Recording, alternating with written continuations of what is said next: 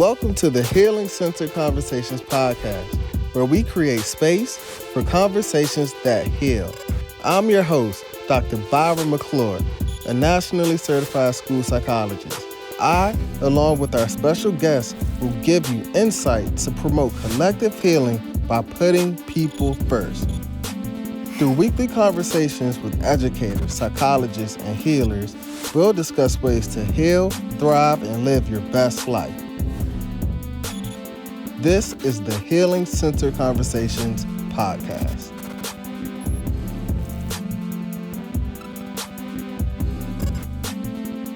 Welcome to the Healing Center Conversations podcast. I'm your host, Dr. Byron McClure. I have with me a super special guest, Dr. Brandon Gamble. And normally I have a pre-show where we're getting to know each other and, setting the ground.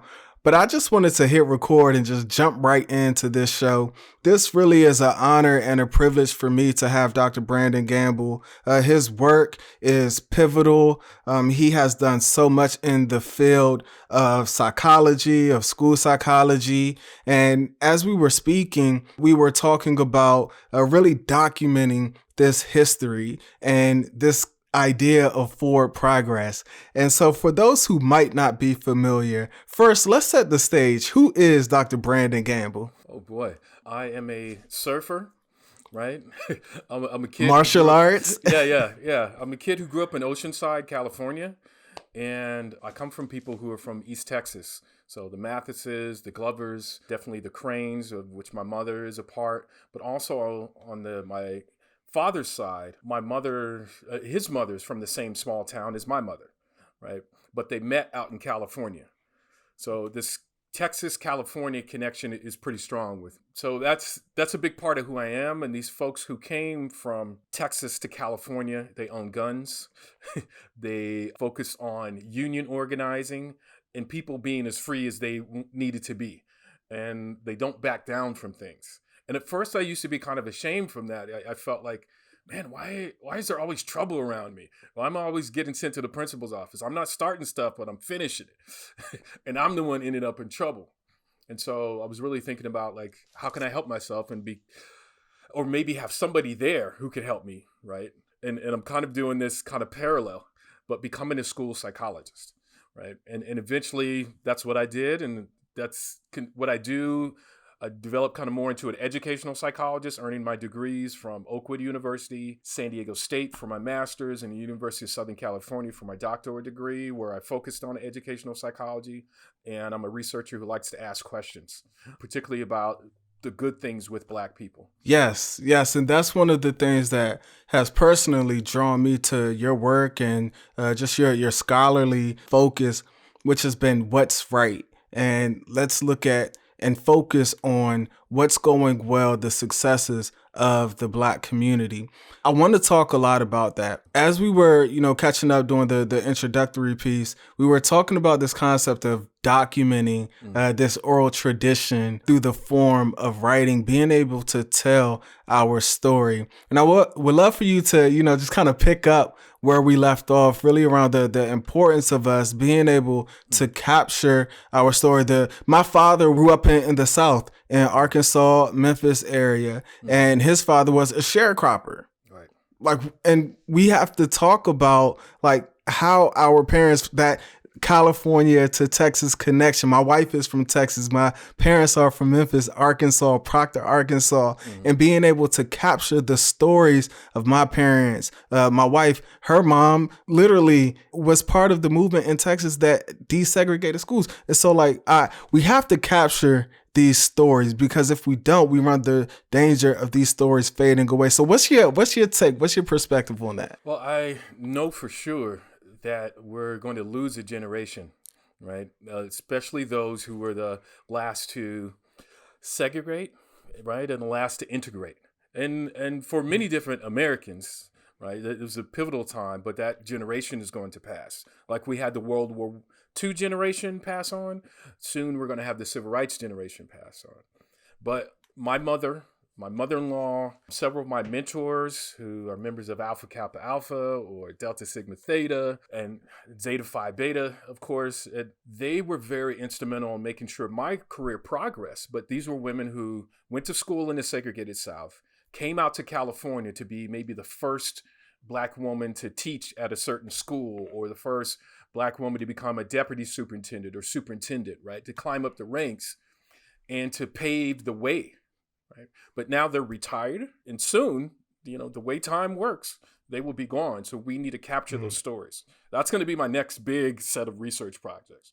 And as an educational psychologist, I ask about attributions of success, asking what's right, but what did it take for students, for a community, right? The teachers, the parents, everyone involved to make sure that the community does well. So I have to pause here and give respect and remembrance to people like Asa Hilliard, because he taught me how to do that work through his own writing, but sitting down with him personally at conventions of the Association of Black Psychologists. Joseph White taught us something similar. And I'm going to talk a little bit more about him if I can, being one of my fraternity brothers, which I was excited to find out about, but he's also one of the founding members of the Association of Black Psychologists. And also Harold Dent. And really quick before you go on to Brother Dent, I need you to shout out your fraternity. Well, man, it's kind of like I backed into that conversation with them, right? And so I want people to understand that how tight these networks are. If I can talk a little bit as a social capital theorist, I don't get to talk about that much, right?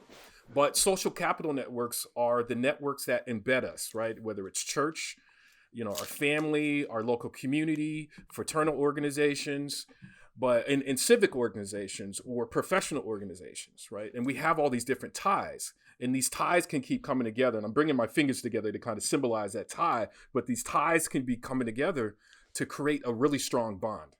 So I met and heard about Dr. Joe White and Dr. Harold Dent at the Association of Black Psychologists conventions. I'd been reading their work, and they're really talking about working with young people and thinking in a proactive and positive manner about young people, which is not what I learned in my graduate school courses. Something very different reading Black psychology textbooks or having conversations with people. So fast forward a few years, I'm presenting in 2011 at a convention, and Dr. Dent comes, and he's already been mentoring me for about 3 or 4 years. But he comes in, and there's a young brother. So time kind of floats together when you're doing good work. So there's a young brother who comes in, and he's wearing a bag from a Kappa convention, Kappa Alpha Psi Fraternity Incorporated. It's emblazoned across his bag, and this handshake fest breaks out. And in my presentation, there's at least 5 other Kappas, 3 of which I don't even know that they're Kappas, but they're there for the convention. And we're all really bothered because I think it was the Q's convention that year and their 100th anniversary. And so we're in DC. Right, 2011, right? Yeah, we're so happy to see each other. And Dr. Dent, he shakes my hand with the Kappa grip. I'm like, whoa. Wow. And he said, yeah, there's a couple other brothers who are founders, and reintroduces me to Joe White. But it's amazing to me how small those college-educated Black men's circles are. It's not that there are not a few of us, but we know what it's like sometimes to be the only one in the room. And so we have to keep in contact with each other. So, and now as much as I love Kappas, I have an email group that is strictly for Sigmas in psychology as I travel across the country. Because some of my mentees are Sigmas. So I'm with them to connect with their brothers in the same way I did. Some of them are alphas, right? I want them to connect. Some of them are iotas. Right. Yes, I want them to connect, right? Shout out to the alphas. Alpha Phi Alpha Fraternity Incorporated. The first, the oldest, the coldest. Some of them are Qs, right? One of the first mentees I had as an academic was Dr. Festus Obiakor, who studied overrepresentation of special education. And he was a special education theorist. But when I met him, he's a Nigerian brother with a strong Nigerian accent.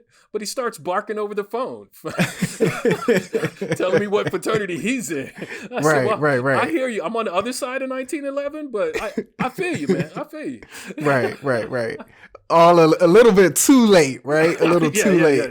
yeah, No, that's awesome. That's awesome. One thing that's fascinating, I went to my first NASP, the National Association of School Psychologists Right, convention, right. and it had to be 2016. Mm-hmm. And I believe it was in San Antonio, Texas, Okay. give or take a year. And one thing that really struck me is walking around this huge convention center and not seeing anyone who looked like me. Right. And so the concept that you have of social capital, the connections that you're speaking of, and the fascinating part about that is my mind automatically went back to my founders of my fraternity Right. and how they came together because of all the societal issues back in 1906 of what was going on.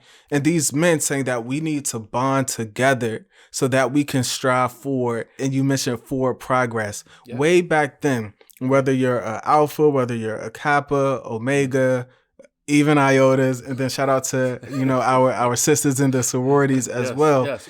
It's Sigma this. Gamma Rho coming from Indiana. Let's not forget if we're doing the whole roll call. Yes. I think we get on 9. I think we got on 9, right? I think we got all 9. Yes. Yeah. But the point is, like, they came together really out of necessity at that time. Yep. But even as you mentioned in 2011 and 2016, just thinking the need that we still have for this social connection is still super important, especially in the field of school psychology. So please continue on. Now I'm listening. Well, I think that's a huge part of our legacy, particularly as African American psychologists, but also Black psychologists throughout the diaspora, right? If we think about the social scientist of Du Bois and also Kwame Nkrumah, who begins the African liberation movement, right? And you see how Du Bois ends up in Ghana, right? Yes. If we're speaking just African Americans and West Africans, that strong connection there, reinforcing those ties again and again. Du Bois becoming a Pan-Africanist.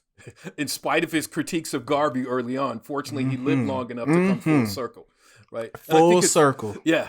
And I think it's worth it for all of us to think about how can I think of the long game and think of those international connections. I shouldn't be limited in my sense of how to help Black people. If there is an idea, a seed of an idea in South Africa, in Kenya, right? Or even in Sri Lanka, where there are Africans, but they may call themselves Sri Lankans, just like there's Africans who call themselves Americans, but they're still preserving some of that strong sense of themselves within the diaspora. If there's a seed of that we could share in Compton, in Philadelphia, in Los Angeles, in Chicago, we enliven each other by doing that and sharing our stories. And this is what I love about being able to connect on the internet, that we're able to share those stories again and again. And that's really, I went to a Founders Day event last night, and I've been writing about the Divine Nine this month. I had a chance to do that for a local newspaper here in San Diego. But it just reinforced to me like the guiding hand of people who've come before you and who have established a foundation so you can do good work. So I'm more recently the director of the Black Resource Center, but I know I can't do that without the support, without the guidance of the elders who came before me, right? And this is, some people talk like this is an African thing. This is a human thing that was stripped from us. And when we take it back, we get that strong sense of who we are. So I think it's important to acknowledge ancestors, to acknowledge elders, but also to think about those who are coming before. And it takes a balance. It takes a balanced person. That's psychology, right? And that's how I mostly operate. I want people to have some sense of balance in their lives, but also in the relationships. And the relationships aren't always just in front of your face. They're back then, they're forward. Sometimes they're to the side. Sometimes they're things you can't see, but they're things you take time to think through so your heart's pure, right? If I were to go with the Egyptians, so, your heart is light as a feather, right? You know your stuff. Light as a feather. Okay. You sure you account for there? Well, this is information that folks should have access to. Yeah. And when you Native Americans, West Africans have this concept, you're not fully human unless you can count back 7 generations. So I had this moment where I only knew, my sister and I went back and went through ancestry.com, went through some records in Texas to find out how far back our family went from the generations from slavery. I thought my sister and I were only 5 generations from slavery. What we found out is that we're actually 7. Right? And I operated under that assumption for about 10 years. And when it hit that we were 7, it was shortly after I came back from Ghana after a trip to Africa. And I realized, man, I could have access to my humanity at any point. All I have to do is begin seeking it, especially if someone stripped it from me. That's some soul psychology, brother. That's some deep stuff, knowing that my family fought for me to be here. And I have a chance to do that for the next generation. That's my charge, right? Yeah, that's the charge. I'm not putting it on my kids right now. I have 2 daughters who are, one in graduate school, one's in medical school, one's becoming a teacher, finishing up at a historically Black college, Oakwood University. That's yes. Our whole family's alma mater, this HBCU. But I'm looking forward to having grandchildren. And I say I'm looking forward. I'm literally looking forward. I'm not necessarily saying they need to hurry up. Take their time. Right, absolutely. But I need to be thinking about that. I was thinking about that when I was 10 years old, right? And some of that comes with having a healing tradition within my family. So the kind of work that I do, even as an African school psychologist, an African educational psychologist, I'm thinking about how can we align with the forward progress of the ancestors within our life. And if I can quote Kwame Nkrumah in one word, forward. I love it. Dr. Gamble, with that concept of forward, I read where you once said, writing and presenting professionally about what is right with Black people has been the focus of my scholarship. I'm interested to hear, and you've shared a good bit about this, but where this focus on Black excellence evolved from. So you can answer it from the perspective of where it evolved from, the importance of it, or even thinking forward to continue the scholarship around Black excellence. I would say I'm attracted to it because of my parents. So my parents, my dad is the original nerd in my life, right? Taught me how to watch Star Trek, had a pocket protector. Although he had an amazing hook shot, better than Magic Johnson's or Kareem Abdul-Jabbar's, he was still just very much into his academics. He was actually assessed by a school psychologist because he was in foster care, right? And they found out that he was technically a genius. So they put him in gifted classes, and he took all the AP courses and everything he needed to. He went through many different things, one of which was being in foster care, but he had a really great supportive foster care support network. There are some Klan members who didn't like Black people doing well, so they burned the home down to the ground. He was living in Indiana area, in Michigan, right on the border of Indiana and Michigan, Cassopolis, Michigan. And he came out for a wedding, catch this, for his foster brother who had just come back from Oakwood University, right? Now, he's telling me this story, but I don't realize I have these ties to Oakwood University. Like, this story is like 50 years in the making. But he's telling us this story about the police pulled them over as they were driving from Indiana area out to California for this wedding. And then they tell them that the Klan or white supremacists back in this area had burned down his home. So he ends up in California. He decides to join the military, and he comes out of the military, goes to Vietnam, was a medic. You know, like he's always achieving. He volunteered, right? Because he's like, it can't be any worse than the circumstance that I was in, right? And he wanted to be on his own. And so my dad's kind of focus on wanting to be on his own. Like, they burned down a foster home, a place that really took me in, did really well. Fine, I'm going to still keep pushing Army, and I'm going to go help people. I'm not just going to be in the Army. I'm going to focus my efforts on becoming a medic. GI Bill. I'm going to teach. I'm going to teach science. I'm going to teach guerrilla science. Now, fortunately, he's been retired a long time, so I can talk about this.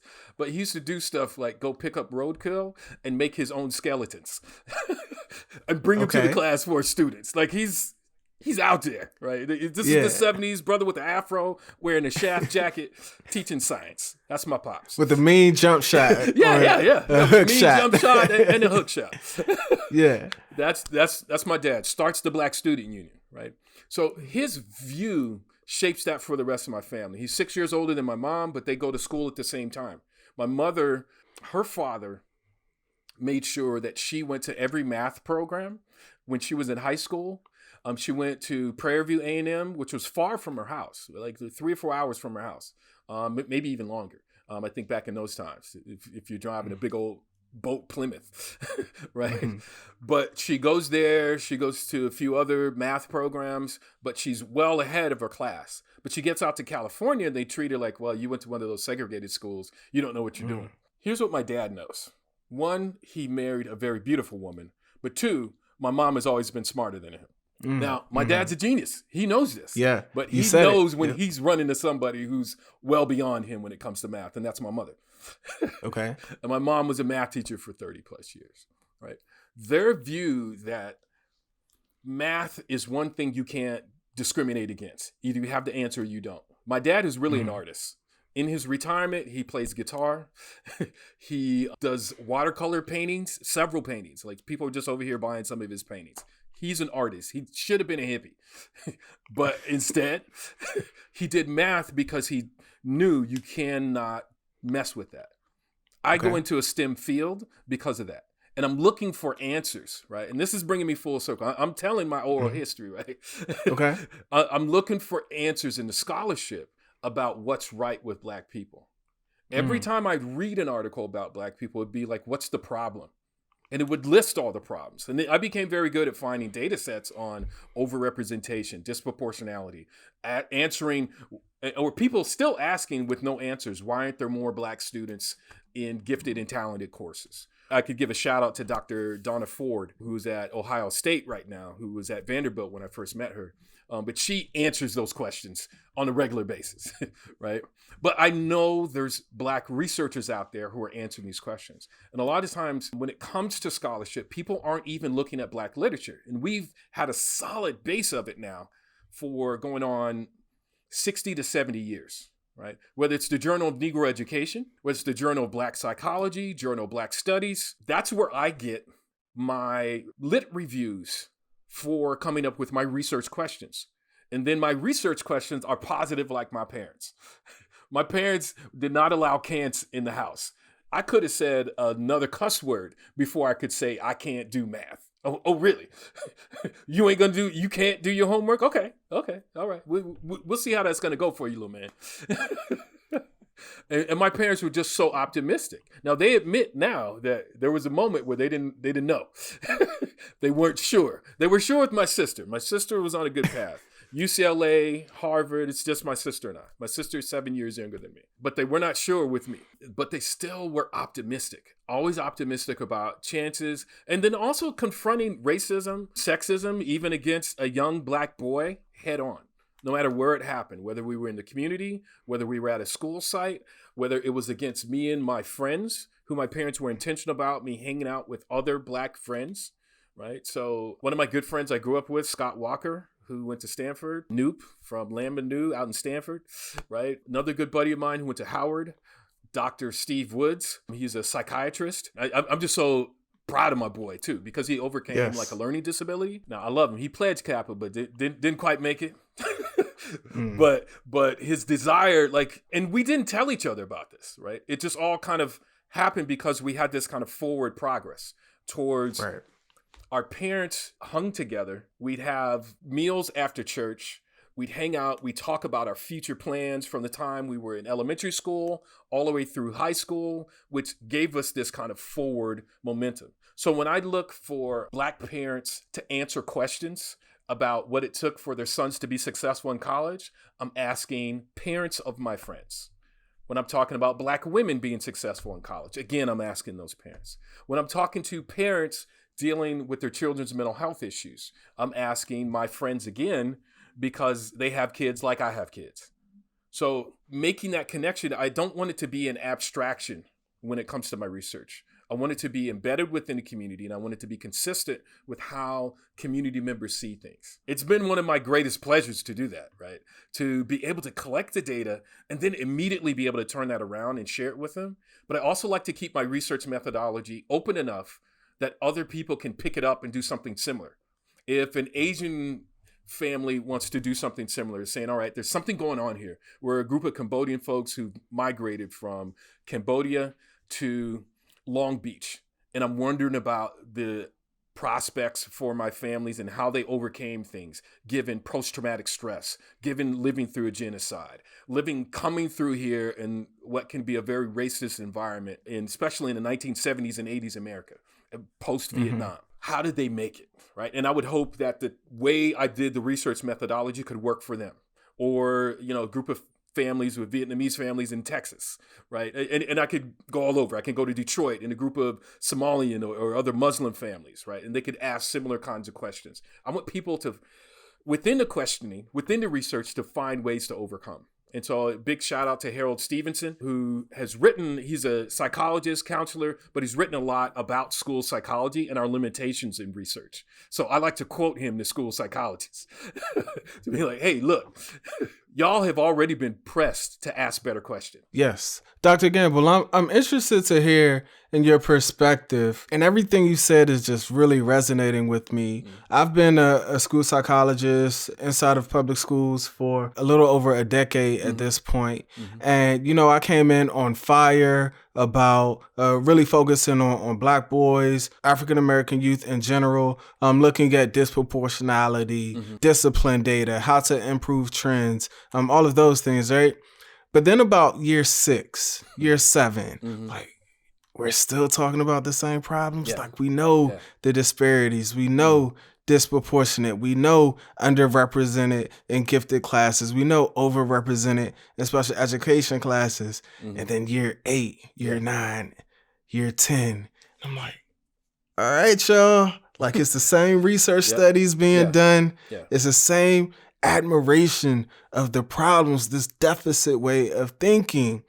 And I find myself getting frustrated. I'm a decade in. I'm still relatively, new, but being overwhelmingly frustrated with the lack of forward progress. Yeah. Like, why do you think we are so stuck in admiring the problems instead of focusing on how can we move us forward and looking at the outcome? So I had to accept what the late Dr. Amos Wilson said. This system is designed to do exactly what it's supposed to do. It's been designed that way for centuries. But if we particularly look at Dr. Carter G. Woodson's book, The Education of the Negro prior to 1868, as well as the miseducation of the Negro, we see that the design is fully set and in place. So if you want something different than that design, you cannot buy into that educational system, or you have to create an underground that shifts that system. So one of the things I ended up doing, because I couldn't just write about it, I had to be about it. and I think that's the particular challenge for a Black scholar. I'm going to quote another noob, Dr. Lerone Bennett. And one of you got to start quoting some alphas. Let's get some alphas in this literature. Let's back up then. Let's back up then. So you got Martin Luther King, who definitely talked about a paralysis due to analysis. Yes. Chaos or community. Where do we go from here, right? So I think if you're a young activist, if you're a young, educator, psychologist, advocate, you need to read that book on a regular basis, right? It needs to be part of kind of how you move and operate. I was fortunate to be exposed to that very early on. Ironically and interestingly enough, and I think because I grew up here in San Diego, my first class in college was Chicano Studies. And the professor took a liking to me. And so he said, man, I'm going to tell you, there's a couple books you need to read. And he exposed me to Chaos or Community. And he got me connected with all these Black history and Black studies books within the library. And so I was reading James Baldwin and all these other folks. But that one with Martin Luther King got me to, eventually about 4 years later, got me to Amos Wilson when I'm really deep into my graduate studies. So Amos Wilson really disabuses us of the notion that we need to look to a system that has abused us. And he's really coming from the Malcolm X tradition, right? We were just talking about King. But I think we both need King and X. Some for the optimism, but some for the pragmatism. And Brother Malcolm provided us with some good pragmatism, right? Why are you sending your children to your enemy and asking them to educate you, right? So, and I take that in a very kind of extreme sense, right? That maybe that's a little extreme for everybody, but there's some wisdom there to glean. And some of that wisdom is I can't rely on, and I'm going to let Bobby Wright split the difference here. Now, I mentioned him earlier, but Dr. Bobby Wright, who talked about Black psychology, a Black social theory, he said, we could send our children to other people's schools for training. That's information. But we have to educate them. We have to be clear about how we're educating them. So what I found when I was at year 10, even year 5 through 7, when I was in a school psychologist working day to day, I said, okay, I'm getting these kids out of special ed. Or I'm finding some who need to go into special ed and we need to advocate more for them. Either way, I'm looking for a more optimum environment for them. Mm-hmm. None exists because, again, the system is designed that way. Therefore, I need to make one. So I connected with the Association of Black Psychologists, my local chapter, which was the Southern California chapter. Also connected with the local Kappa League, Long Beach, Inglewood, South Bay alumni chapter. I'll always give a shout out to them, where Kappa League originated at Los Angeles alumni, right? And this is in my dissertation, so I get excited nerding out about this stuff.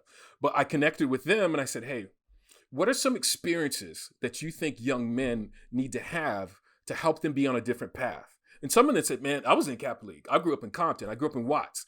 This is what helped me. All we got to do is get them some experiences that are going to shift their perspective. And once their perspective shifts, their teachers cannot stay the same. And even if their teachers try to stay the same, these young men are already on a different trajectory. That's exactly what happened. So I embedded them within a strong social network, right?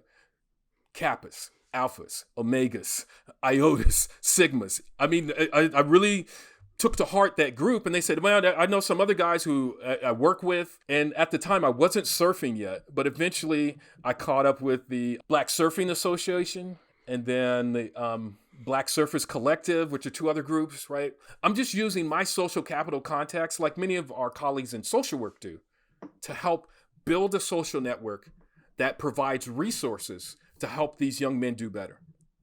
And so out of that group, I have 3 PhDs, right? Of about 100 young men I worked with over about a 10-year period.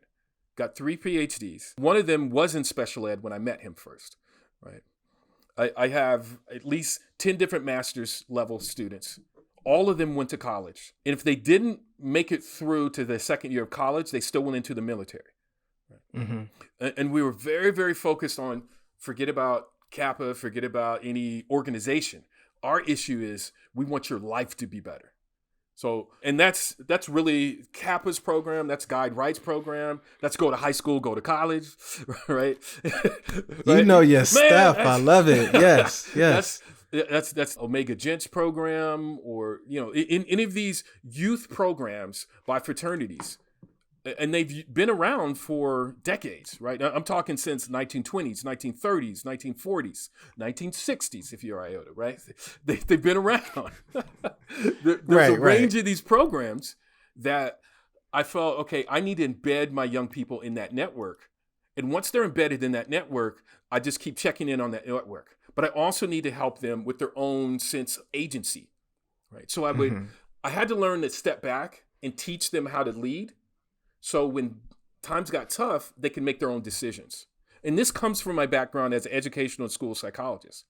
Decision-making is how we assess achievement as well as intellect, right? If I'm using an IQ test or a cognitive test, I'm really assessing decision-making. Mm-hmm. And now, if I want them to get better at it, I can actually teach them discrete skills if I believe the mismeasure of man, right? So if you picked up that book, The Mismeasure of Man, it talks about the plasticity, right? Or the flexibility or the cognitive modifiability of the brain, right? And now I'm kind of stepping into the words of Dr. Harold Dent, who was very much for mediated learning and dynamic assessment. Stop just labeling people with numbers, but look at what it takes for them to learn what they need to learn. And this is a very different way of practicing psychology. I'm practicing maybe more what some people might call community psychology. I'm doing a bit of social psychology, but I like to call it just soul work, right? Psych is the soul, study of the soul, not just study of, but actual practice. I think we should be, and particularly school psychologists, should be about a praxis. We shouldn't just be talking about it. We shouldn't just be measuring and labeling people. Right. We should provide them the means by which to overcome their challenges. So I'm going to quote Amos Wilson one more time before you ask me another question, but culture is the thing that helps us solve problems. Culture's only as good as if it helps us solve problems. So that's what we should be assessing. The capacity, if a child comes to us in order to their family, or they're asking us to consult on a broader issue, what can we do to help solve that problem? I'm a cultural broker, and I'm not necessarily an expert, but I'm looking to help you enhance what you already do. Dr. Gamble, I would love for you to talk about, one, you're in California, two, just your theory and how you approach this work, and three, I'm interested because I would argue the majority of school psychologists, their primary function is assessment, right? Yeah. And so with the things that you just mentioned, especially around dynamic assessment, and I mentioned California because we know that California has certain rules and parameters around giving cognitive assessments to African Americans. So I'm interested to hear your perspective on how school psychologists as a whole currently assessing Black children. And what do you think is the most beneficial thing that we should be doing to ensure that our Black students are on the right trajectory towards success? So my definition of discrimination is that it's inconsistently applied policy. For whatever reason, they want to inconsistently apply policy to African Americans. Most often, when you look at court cases where school districts are losing, they've inconsistently applied a policy to African American life. Okay. That's my big, broad view. As I narrow it down to what the school psychologist does, a lot of times when they've lost a court case, it's because they're not thorough. They don't get to know the parents. So if we go specifically to talk about Larry P. versus Wiles, Larry P. is a one name, but it was 6 parents. One of those students is named Darrell Lester, and he's still alive and well, living in Washington area. But before that, he lived in the San Francisco area. And they did not assess him well, nor did they follow up and help him with his actual problem. His actual problem was learning how to read. No one had taught him how to read. So their limited assessment, their assessment was only limited to him sitting down and someone flipping pages and then coming up with the test score and saying, all right, let's call it a day. You are edgically mentally retarded is the term that they used back in the 1970s. Today it would be intellectually disabled, or they might even say he has a specific learning disability. But he's, and here's how the conversation would go in the teacher's lounge. You know, he's very low. Absolutely. Right? That's it right there. But no one would have asked, did they ever actually teach this child how to read? Right. Or if it comes to students with difficulties with math, did they ever actually teach them how to do math? Because we know, and Juwanza Kunjufu was very good about highlighting this, particularly in Countering the Conspiracy to Destroy Black Boys. Excellent classic book. Great videos on YouTube as well. If you would even want to get some good TikToks out of that. He's just got some good one-liners. He be coming with it. I remember reading that in as an undergrad student at Hampton University. I was like, whoa. I read it was that. And after I read that, I picked up the ISIS papers. Oh, come on. Dr. Francis Cress Wilson. Oh my goodness. I was in a different place back then. Radicalized. Oh, yeah. Well, you talk about being radicalized. Well, he just poses a couple questions. And one is that here's the tie to Black boys, and particularly, and I think going back to Darrell Lester, who I'm very specifically talking about. So Black children, and all children, going from 1st grade to 3rd grade, they're learning to read. But the hump is in 3rd grade to 4th grade, they start reading to learn. And if they don't make it past that, they're going to struggle the rest of their time in school. So at some point, they need to be able to read to learn. So if we're reviewing a child for a learning disability to see if those other pieces are happening, we have to ask questions about the instruction. And when you start asking questions about the instructions, you're asking teachers very personal questions, or you're asking administrators very personal questions about their career. And it's not really personal, it's kind of professional. Did you teach this child how to read? Oh, apparently you didn't, because here they are. Now, this poses a challenge. Do we blame the child, or at least say that the problem resides within the child? Do we say that the problem is outside the child, or do we find some balance of both? I don't even like to go with the first two. I just assume that there's some balance of both, and we need to tighten up both going forward. So I think part of the challenge for then Superintendent Riles. Superintendent Riles was California's first Black education superintendent for the entire state. He had a rough go of it because folks weren't asking the right questions, and these folks were not thorough. One of the other things we found out in kind of a historical review with the California Association of School Psychologists in 2013, we had members of the Association of Black Psychologists and members from the California Association of School Psychologists. And they were very concerned, particularly the CASP members, California Association of School Psychologists, that they would no longer be able to work because IQ tests were being done away with. So they were more afraid of their jobs, right? Now, I'm going to give them that. But the other issue that had happened with this, particularly the Larry P. court case and the 6 families represented, and others that they were finding, was that they were training school counselors and sometimes teachers or speech and language pathologists to give IQ tests. And that was it. And then they'd make their determination and make placements based on that. Right. Which was creating what we call the 6-hour retarded child. So they're retarded for 6 hours at school, but they go home and they're making change for their mother at the store. They're going to church, memorizing large verses of scripture, songs. Right. They're playing in the band. They're preaching even. Like, there's a range of behaviors that they're engaging in. And you're like, are they actually what these test scores say they are?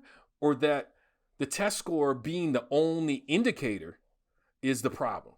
And then they never interviewed the parents. And I still see that, particularly when it comes to Black parents and psychologists who don't live in that community. Now, I'm not faulting the psychologists for not living where they need to live, especially in LA, man. You got to live where you can live. But what I'm talking about is being willing to hear their voice and incorporate that into your conversations, into your hypothesis-driven assessment. And sometimes that takes longer than picking a test kit. So when people ask me, I say, which test kit should you use? I say, I don't know. They're all great. They keep improving. The issue is, though, are you spending time with Black parents? And that's where I get, that's when the beatboxing starts. Yeah. Right? And so I say, if you need something that will help you, the Behavior Assessment System for Children Structured Developmental History. It asks 2 great questions. And I still would incorporate them in all my other assessments. The first great question is, when your child was born, what was something you really enjoyed doing with your child? Awesome question. Another question is, 10 years from now, what do you want your child to be doing? Right. Wow. So I'm catching good development, but I'm also understanding the parent's narrative with these 2 questions. And no, these things take 2 to 3 hours. So you know what? I'm going to give up a test kit. I'm going to give up a test kit to gain probably 12 hours. So I'm not sitting in an IEP meeting because the parent's still upset I don't know their child. I'm going to take 2 to 3 hours to get to know them and their child. So I'm not taking another 12 trying to pick at it over the next 6 weeks. So I don't get into the whole back and forth with people about which assessments to give. My issue is, are you thorough? Are you consistent with every child? Now, not every Black family has an advocate, but you better act like they do. And to me, it's the ancestors. So I'm always held accountable. They be coming for me in my sleep. So I always got to be accountable. But not everybody's ready for that accountability. And that you're talking about accountability. And as you were speaking, I was thinking about, so maybe it's not as much the assessment, but the clinician, that clinical judgment component, which matters, and we should look at a lot more as well. My professor at San Diego State, Dr. Sam Ortiz, he's now at St. John's University. All right, and Dr. Ortiz he's a school psychology rock star. But before he became that rock star, he was my professor. And one of the things he did for us is gave us a basic metaphor. Your best tool is your brain. The best way you could use that tool is to ask good questions and develop strong hypotheses. Not just check boxes on an assessment plan, but ask solid questions and answer them. Many people don't answer the questions like we've considered cultural, linguistic diversity, socioeconomic status before we make our determination. Very few assessments actually answer those kind of questions. I'll answer them, and then people be, well, I don't think that's the answer to that. And I said, well, what did you actually use? I have at least 10 different research studies to go with that. What are you using? Right. And so I'll put research studies because I want to be up with the latest in science. Again, don't forget my parents are Star Trek fans. I want to be on top of science. It's only right. And I think black families deserve to be on top of science. Black families are going to be in space. Absolutely. Right. That's where I'm coming from. That's part of that black excellence conversation. So I want to be at that next level. But a lot of people treat black students as if they only deserve like industrial, just the basics, right? And that's the frustrating part. And when I call them out on it, they get a little upset. But I'm like, look, we done been here for 400 or 500 plus years. Justice is demanded every time we step up to the plate. So this is a public institution. They paid their taxes, and we're going to follow through in the way that we need to follow through. So I don't hold back with that. And so I've been an advocate off and on, or I'll usually do second opinion evaluations. So I do not care. I'm already going to get paid for providing that second opinion. That second opinion is an African-centered opinion. Absolutely. Man, that's amazing. Dr. Gamble, I would love for you to share, maybe you have one, maybe you have two, specific practical strategies that leads to Black excellence for our Black youth. One is an overcoming story for the family, right? Whether you have an ongoing metaphor or you are talking about specific family members that your child knows. And what is really good, like developmentally, is to tell the story from your perspective when you were their age. So that means parents have to keep coming up with stories. Man, a good friend of mine who I went to high school with, he has 2 sons who are my daughter's age. So we talked about parenting all the time. And he said, man, check this out what I'm doing. He got on his iPhone and started just recording stories. Now, he would record those stories and then write them up with the notes application and then read them to his boys at night because he wanted them to be very literate.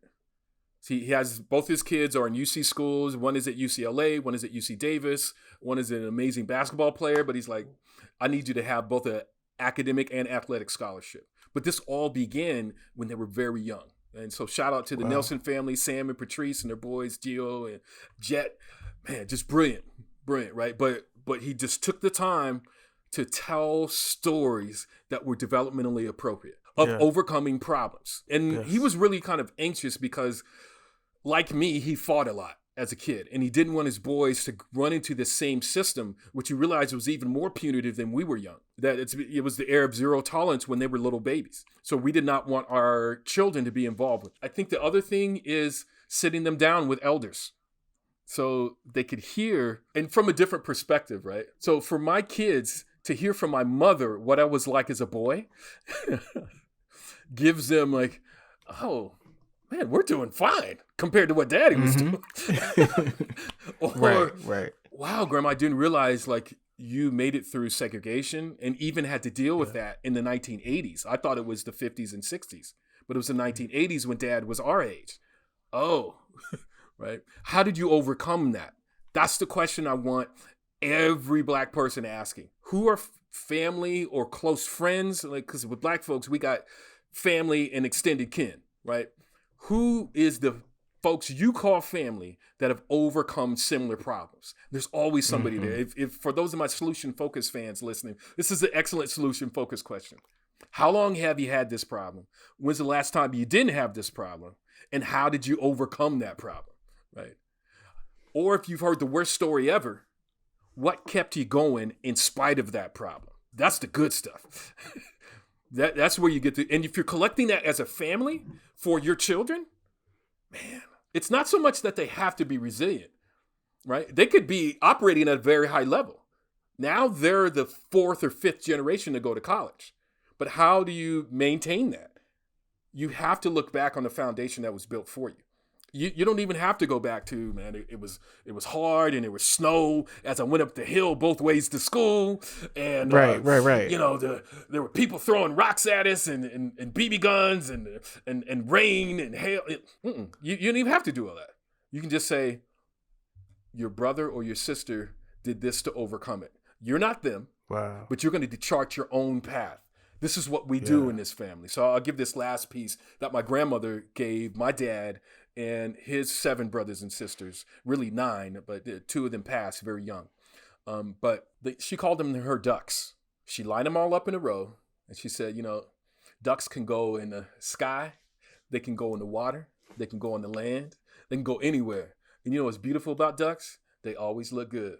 Just shake their feathers a little bit, because sometimes they get a little ruffled, just a little, but they always look good. That's a beautiful metaphor, man. And my grandmother had maybe a 3rd grade education, right? Wow. But she knew some psychology. Yes. If you are a young Black psychologist, you better sit at the feet of some elders and learn real wisdom, especially if they grew up raising or grew up with more than like 5 kids in the house, in a 1-bedroom house. How you do that? And everybody's sane. Everybody's alive. How do you do that? That's a miracle, right? That's a statistical miracle. But yet they did it. That's why we need to talk to our elders. That's why we need to listen to them more. You feel me coming full circle, but that's that's the essence of who we are. That's great. Ubuntu. Absolutely. And I love that. That's it right there. I am just geeking out over this conversation. And that's how we started, right? This oral story that we have sitting at the feet of those who have come before us. And what I've really been focused on here lately is moving the work forward of those who have come before me and making sure that I'm doing everything that I can to tell the stories, to give credit, so that those names, the research isn't really lost. So one thing is, as we start to bring this episode to a close, is we'll be releasing a book, depending on when this episode comes out, in fall of 2022 around deficit thinking. And I would just love to hear any direction you want to go on what deficit thinking means to you, how it shows up to schools, and how we can really move away from it and towards this strength-based, solution-oriented practice. If we're talking about the strengths-based and solution-oriented practice, we have to give a shout out to Linda James Myers, who developed optimal psychology well ahead of positive psychology. And her optimal psychology is looking at optimal functioning for human beings based upon an African-centered frame. So if I begin there, looking at optimal functioning, I'm going to have a difficult time with deficit model thinking. But I've run into deficit model thinking. Deficit model thinking generally is, okay, there's something wrong, and if we could find out what's wrong, then maybe we can help remediate that. I would say that if we're looking for optimal functioning, we're going to build on the optimal functioning. And then we're going to generalize what's working in the process and the system that allows people to solve problems to another issue. So let's say a kid, and we've seen this many times. I'm talking about any young American person in pop culture is going to know something obscure fact about their favorite pop culture figure, whether it's all the lyrics to their songs or rap music, whether it's some factoid about what kind of ice cream they eat or what kind of food. They're going to know these things. So they have that skill set. Help them identify that that's an amazing skill set. We have to believe, like Dr. Asa Hilliard said, that all children are geniuses. They have something special that they do that they brought to the world, so we have to highlight that.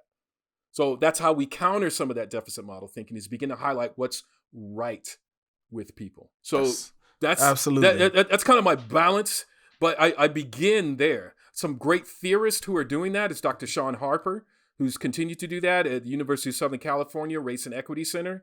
And he's looked for what's right. And I just want to go through some 7 psychological strengths of African Americans. And I've mentioned Dr. Joe White. But first is improvisation, right? The ability to just kind of go with the flow, but also do it within a structure. Resilience, right? The capacity to rebound from a setback and become stronger, right? Making lemons out of lemonade. I shouldn't always have to be resilient, but if I need to be, I have models that will show me how to do it. And these models, they're inexhaustible because they reside within my people. Connectedness to others. In order for me to have these things, I have to have connectedness to others. Black folk need to be connected. This COVID thing has been hard on us as a culture because that's just what we do. We come together in spaces that sometimes can't even contain us. Yes. Whether it's an HBCU graduation or a homegoing service. Some people call them funerals. I was going to say a homecoming. Yeah. Homegoing or homecoming, two very different but similar events. Right? The closer you get to New Orleans, the closer they start to merge. Yeah, right? That's right. And that brings me next to spirituality. It's another strong psychological strength for African Americans, right? And it isn't just church, but it's this idea of passing on who we are from the past to the present to the future. Right. When they stripped us of writing and reading, they tried to strip us of our spirit. In many parts of Africa and many parts of the world, the word is worshipped, right? So when they try to deny us the word, we just say, that's right. We'll keep telling our stories. You are not going to deny us our spirit. Yeah, I'm just going to sit on that one for a second. Wow. Our emotional vitality. Man, some people say, why are you so excited when you're talking about Black psychology, man? Because I got it back. They tried to take it from me. They tried to deny me who I am. So, man, I'm alive. If you talk about somebody like Bob Marley, singing them songs about redemption and overcoming, you got to have that emotional redemption vitality. Song. Yes, let's talk about it. Yes. Right. If you talk about somebody like Richard Pryor, that brings me to number 6, gallows humor. Man, you got to enjoy life, whether it's Richard Pryor to Dave Chappelle to whoever is the latest, right? Because it's a string, it's an ongoing conversation. Dick Gregory was definitely start of really this new kind of conversation that comedy has become, right? And shout out to Baba Gregory who passed not too long ago, right? And you can watch his videos and kind of see what he was about, but still being able to laugh in spite of. Last, a healthy suspicion of you-know-who. And we're not talking about paranoia, right? We're talking about a suspicion of people who've made broken promises. So if I were Native American, I'd still have that suspicion, right? Because there's some treaties that was signed and they was lied about. So I need to have a healthy suspicion or an awareness that this thing could all go wrong in a minute. So I need to build my own foundation. But these strengths, these psychological strengths are things that I look for when I assess students to counter deficit model thinking. Deficit model thinking is the type of thing that leads to overrepresentation. And as I mentioned before, with discrimination, inconsistently applied policy. So when I operate this way, I'm going to help white kids who are living in the hood. I'm going to help Asian kids who are living in the hood. I'm going to help Latino kids. I'm going to help Samoan, Tongan, Cambodian, wherever you come from. I want to make sure that you're whole. Now, I'm not saying that everything African or African American is universally perfect. I'm just saying, though, it moves us a long way towards justice and equity, right? And I do believe in justice, and I do believe in the beauty of human beings to overcome challenges. And that's a part of dealing with deficit model thinking. Man. Overcoming, once I got onto that, I was able to deal with students who were dealing with suicidal ideation, man. And as we know, currently, African Americans have a rising rate, particularly youth, have had a sharp rising rate since the 90s of suicidal ideation. And so having the right networks, having the right connections, reminding people of their strengths and connecting them back to a community, that's what it takes to give them a sense of meaning, right? Suicide is really about a loss of meaning and hope and connection. So we have to bring that back in, and I want to do that in an African way because African folk really know how to do these things because they're an uninterrupted part of our culture. But for those of us here in America, we keep getting interrupted and broken and broken and broken. So we got to repair those things with some deep beauty and deep meaning. Yeah, and I love the fact that you just mentioned we have to repair some things. And recently my work has focused on healing-centered practices, restorative practices. Yes. And I believe that for us to authentically move forward, there's some repairing that needs to be done. But And for that's us what to nature move, does. yeah, go ahead. I'll just say that's what nature does, right? Yes, And absolutely. we've been in an unnatural state. So Right. we are coming back to natural practices. Come on home. Man, this is such an important conversation. This is completely unrelated, but I've been going to since 2016 that I mentioned earlier was my first convention that I attended for NAPS, the National Association of School Psychologists. I gotta come home, man. Yeah. ABC. Yeah. Come on home to ABC, if I can quote Dr. I gotta Akbar. come home. Yes. I gotta come home. It's only right. But you know what I tell people is come home on your own terms, right?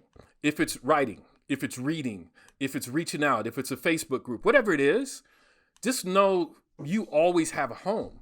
And it's about you for you.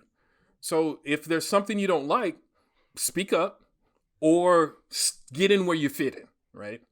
Because not every range of it is for everybody. I wouldn't expect somebody to go to APA and jump in everywhere. I wouldn't expect somebody to go to NASP and jump in everywhere. But I do know for sure that there's some folks there who are going to mesh and connect with you. Yeah. Look, we're an hour in. I know we have to start bringing this episode to a close. I know you want to get on about your day, but This has been fun. I'm just soaking up the knowledge and wisdom. So forgive me for being selfish. I do have one more question. Sure. And I know that you've done work at a HBCU that is near and dear to your family. I went to Hampton University, which is a historically Black college and university. Right. You know, it's important to me as well. I'm interested to just quickly hear your perspective on the importance of HBCUs, especially as it relates to school psychology. And I asked that because right now, at least of this date, there are only 2 accredited school psychology programs at historically Black colleges and universities, and that's Howard University and Bowie State. There were a number of others, but they've either lost their accreditation or closed down. So I'm interested to hear, one, do you think it's important to have school psych programs at HBCUs? And if so, what is the importance of preparing and training potential school psychologists at these institutions? That's a great question. I think the path towards becoming a school psychologist still relies on a very direct path. Straight 4 years and then straight 2 to 3 years to earn your master's or specialist degree. And so that pathway limits the amount of people who would want to do it and who would be excellent at it, but who don't have access because of the practicums and the internships that are not funded. I probably wouldn't be a school psychologist if my program wasn't funded. So San Diego State had an African-centered school psychology project. Before that, it was a Black psychology project. And so that federally funded personal prep grant helped move people through. I think historically Black colleges should be answering questions that are important to Black people. So the model that I do like right now is Prairie View A&M. Right, shout out to one of your frat brothers, Dr. Fred Bonner, who's there. Okay. They have a Black men's kind of achievement center there, as well as their psychology program is specifically focused on youth, but within the juvenile justice system. So they have money there, but it's kind of narrowly focused. But I do think other HBCUs can and should do that as far as personal prep grants. If HBCUs could move in that direction, particularly state HBCUs, to save that tuition, right, and to make it I think more equitable, and particularly have their students focused on it. Because even if we filled all the school psych programs with Black students for the next decade, we'd still only make a minor dent in the amount of Black school psychologists who are out there. So everybody needs this training and information. So these personal prep grants need to include information on how best to support Black students in utilizing the literature. Journal of Black Psychology, Journal of Negro Education, Journal of Black Studies, Journal of African American Men in Education, Journal of African American Women and Girls in Education. All these great journals, they need to be reading and using them. When I go around the country, or I'm on Zoom calls or international calls, when I give talks, I always ask people to raise their hand if they've read any of these journals in the past year or the past 3 years. Like I keep pushing to the past 5 years, and it's usually just a handful out of maybe 70 to 100 people in a room. That just lets me know we're not doing our due diligence on the science and getting that information out there. NASP has done a good job, and there's some great people doing it. Amanda Sullivan, Sherry Proctor, Scott Graves, right? These folks are doing some of that heavy lifting, but people aren't reading it. So I need them reading it, right? Another shout out to Jamila Blake, because Scott and Jamila wrote a great book that was published by APA, but people aren't reading it. So I think it's kind of a three-pronged deal. And I think some of these professors who are teaching ed psych, school psych, come on now. Right here. Check it out right here. This is the book he just referenced. If you're on the YouTube channel, you can see it for our audio listeners. Psychoeducational Assessment and Intervention for Ethnic Minority Children, written by Dr. Graves and Dr. Jamilia Blake. Yeah. So when I was president of the California Association of School Psych, I made sure that they came out. Made sure that Leon Caldwell came out. Made sure that Sean Harper. They're saying, well, we don't know any of these people. I'm like, they're widely known. Right? So let's get these people in front of them. Your state organizations, whatever they are, you need to get them out there to make those talks, to make those places more well known, to get the funding going. I could go on and on about that HBCU support. I'm not going to fault the HBCUs because I know exactly what the setup is. Again, I'm quoting Amos Wilson here. It's designed that way. It's designed that way for them to operate on a razor-thin budget with very little margin for error. And then some institutions, year after year after year, they keep APA or NASP accreditation. And then there's some who don't care, like Berkeley. People know about APA. You know exactly who I'm talking about right now.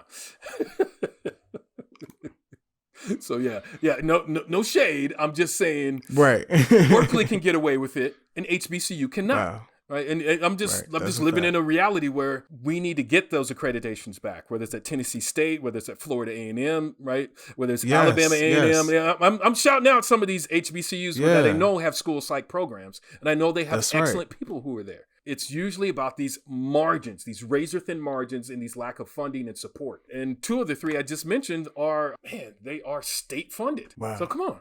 Wow. That is fascinating. And I remember when I was a graduate student, before I went to my doc program at IUP, I was a grad student at Abilene Christian University in West Texas. Out in West Texas. And I remember studying Dr. Proctor and wanting to do more research around HBCU's recruitment and retention. And I remember looking up how many HBCUs have school psych programs. And at that time, I think it was the 5, the 2 I mentioned, Howard, Bowie State, and then Tennessee State, Alabama, Florida A&M. And then I want to say, I feel like I saw Prairie View had one as well. I don't recall, but I feel like I want to say that I saw Prairie View had one too. There's some folks there I know in Houston. There's still a school psych program in Houston, but I think it's at the University of Houston. Interesting. Yeah. But that's some of those same fascinating. professors, like some of those folks teach at some of the same spots. So got it. So there's fertile ground for a strong school psych program at Prairie View A&M. That's why I shouted them out. Very fertile ground for the one there. Yes. And that's something that, I've put it out on social media, that's something that at some point in my life, like I want come back home. Come back home. Like that's something that I had the chance to do that. So I'm always very grateful for my alma mater, but also to be able to see my daughters. My daughter was Miss Oakwood. Just brilliant. Very cool. Brilliant. My other daughter was on the dance team, cheer team. Man, just brilliant young women. But they're in the midst of a bunch of other brilliant young people. So for those of us who really want that vision, we have to start thinking about that next generation and putting together something for them so they can go to graduate school at an HBCU and have that stronger basis. So you were asking me as well about the importance.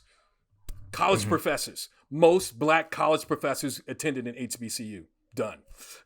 Judges, dentists, lawyers, right? And we can just keep going through all these different professions. Engineers, right? All these different professions, HBCUs outperform. Why not outperform for school psychology? Why not?